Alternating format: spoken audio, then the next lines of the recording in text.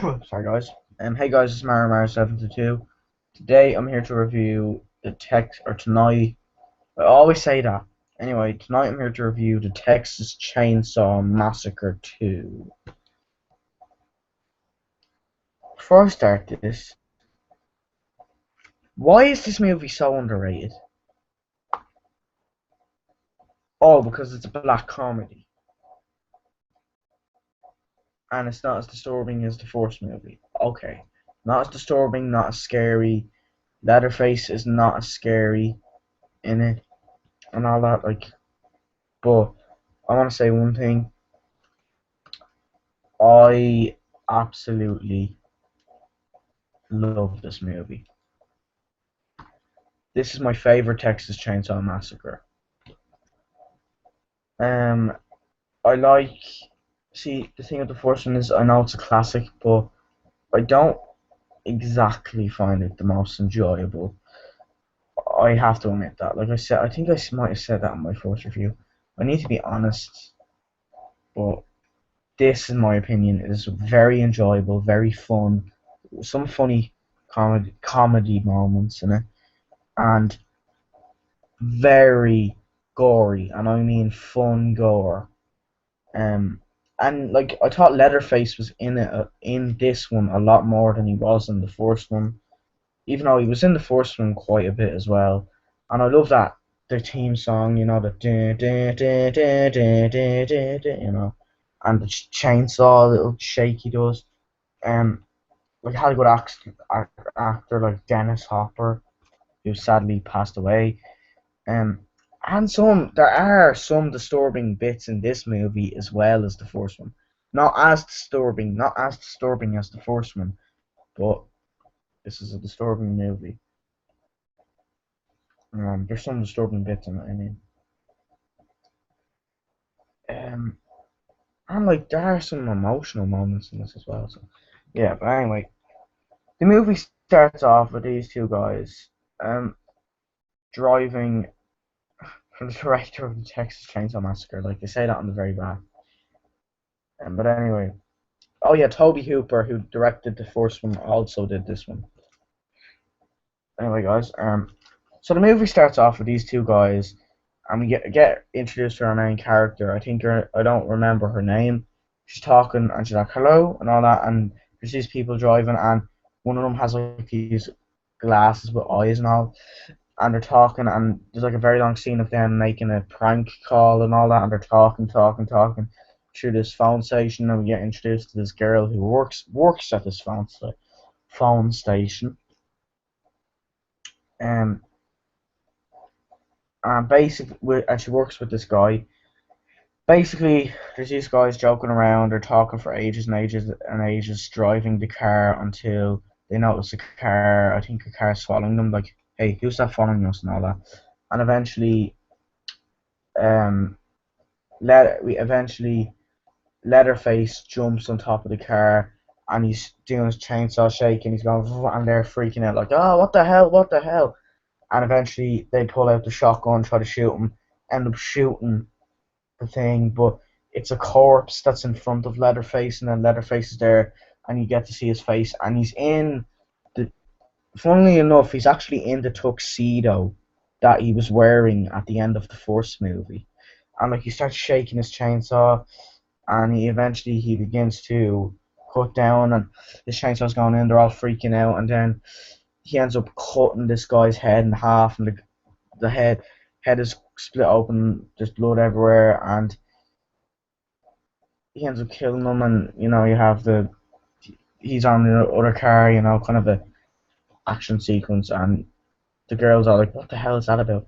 And she kills him and all. He kills them. Sorry, it was my Halloween for you, but anyway, he kills them, and then she's concerned about it and worried about it and all that. But anyway, we cut to this. We cut to evidence and these police detectives, including Dennis Hopper. I think he's a detective. I'm not quite sure. I know he was in True Romance and all, but anyway, we cut to that, and we're cut to these people seeing them, and he's upset that his nephews and all, and his brother's kids were murdered and all that. He's upset about it, and he finds the bodies, and there's a talk scene between some of them and all that. And basically, we cut to more scenes at the phone station and all that, or that's what I'm going to call it, the radio station. That's what it is. I think it's a radio station, as far as I remember. Anyway, it's like, next caller and all that. Anyway, she's talking to them, and then eventually she holds a competition, which is like the best, um, what was it, pumpkins or whatever. It's like, this is the best pumpkin. And she's given the awards, and it's like, this is the best pumpkin. And she happens to give the award to the cook from the first movie. And yes, he is played by the same actor. And I thought the cook in this movie was really good. Like, he's good and great in the first one and great in this one. Um, and all that. And there's a scene where he's driving home. Yeah, we already know he's part of the family if you watch the first one, but you don't if you watch the second one. And then he's drinking and all that stuff. And yeah, like, so yeah, that's pretty much it. And then she's at the radio station. She's with this other guy. She's talking to him and all that, and she's wondering about this guy and all that. She's wondering about the call she got, and she just keeps talking to this guy at the phone station until eventually at one point Leatherface busts in with this guy by the name of Trop Top, who was kind of like the hitchhiker from the first movie's replacement. And Trop Top comes in with a big ass hammer and starts beating the guy to death, like beating him, just smacking the hammer down, and beats the guy to death. And then eventually he tells Leatherface to run after her, and she starts screaming. Leatherface does his little chainsaw thing, and, and runs after her, and she runs upstairs, and then Trop Top goes, "Go on, Leatherface, get that bitch!" And Trop Top has like this hook, and he always has this like lighter, and he's always lighting the lighter, and he's always going like that to his head, which happens to have like a metal part in it. It's like, "Go on, Leatherface, get that bitch!" And when he tries to kill her, he falls in love with her, basically, which is part of the comedy. Like, he falls in love with her, but it's nothing cheesy. Like, he's always like falling in love with her, and he wants to protect her. So, and we get to see Leatherface what he does. Like, it's the story. We get to see him actually see him ripping off the faces.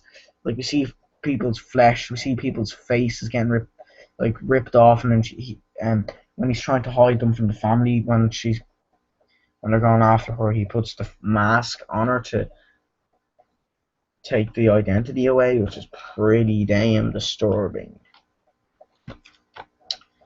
Anyhow, Leatherface continues to do this, continues to fall in love with her, and I'm not sure if he does the little tongue thing like that, but there's this great scene where Dennis Hopper goes into the shop with chainsaws, like, "Can I help you?"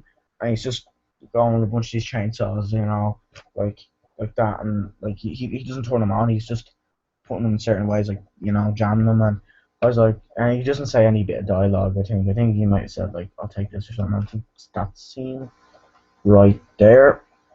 And Leatherface does continue to chase after the woman anyway. Like, there's a scene where she's like really suspenseful scene. I think it's around the third act when she's walking, you get suspense, and Leatherface literally busts out with a chainsaw, shakes it, and she starts running, and Leatherface runs after her, and you get a bunch of scenes of Leatherface and the family running after her, and eventually it cuts to the dinner table scene, which is not as disturbing as it is in the first movie. And I find this kind of weird. Like, in the first movie, you have Leatherface in his gear, the apron and all that stuff. In this movie, you have Leatherface. Oh yeah, Leatherface is like in his apron and all that for every scene except on the dinner table scene in the first one. He gets into his tuxedo. For the whole other movie, like, he's on the dinner table scenes at the end of the movie. in the other movie, he wears in this movie he wears the tuxedo from he I think he wears the exact same tuxedo for the entire movie. But at the end, when the woman is tied up, he gets into his gear from the first movie. Like I think he gets into his apron. Which is I think it's kind of cool how they went backwards with it. Don't come in! Don't come in! Don't come in! Never mind.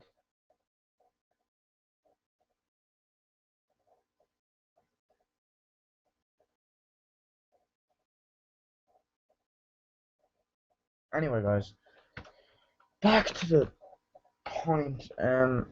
So she's tied up again, which yeah, these movies always do that. They always have to have someone tied up. I don't think they do that in 3D though. Anyway, they have her tied up. They have her tied up, and basically they're doing the disturbing shit. Yeah, yeah, like putting her in her face. And we see this new character. Um.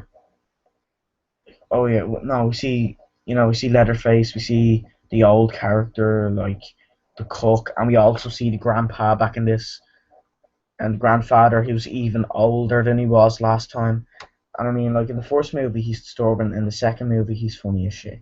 Like when all this, and you have Chop Top at the table, when all this crazy shit is going on, um, and basically what happens is it goes really close up to the grandfather's face, and he's like, and his eyes start to open like that, and he actually has eyes in this one. Like, I don't think he did in the first one. He's like that. Like he has, it's really funny. Like he has his eyes like that, and so weird and funny. But then she eventually escapes, and Leatherface runs after her, tries to kill her. So do the other members of the family, and eventually Dennis Hopper, I think, comes in, busts out with the two chainsaws, and tries to fight them. And eventually he gets killed, and I think he does, and she fights them back, and eventually the movie ends with her screaming with the chainsaw and going ah and all that stuff. This movie's awesome.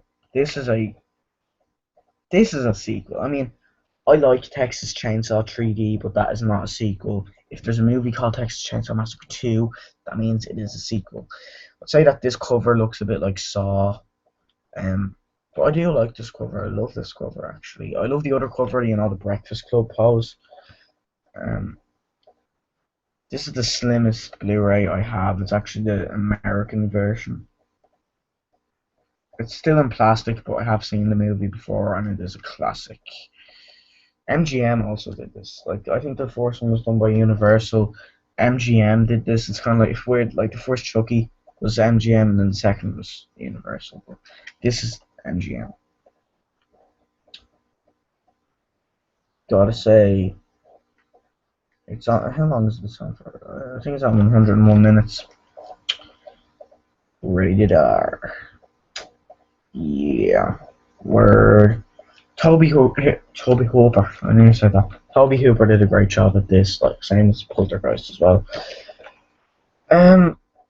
So. Anything else to say? Not really. I'll show you the pictures, I guess. I mean, that picture looks like it's really disturbing. Leatherface isn't as evil or disturbing in this one as he is in the first one.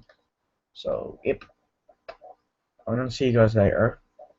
I will be reviewing number 3 and onwards. This is a classic. I love the first and second one. I'll see you guys later, and bye.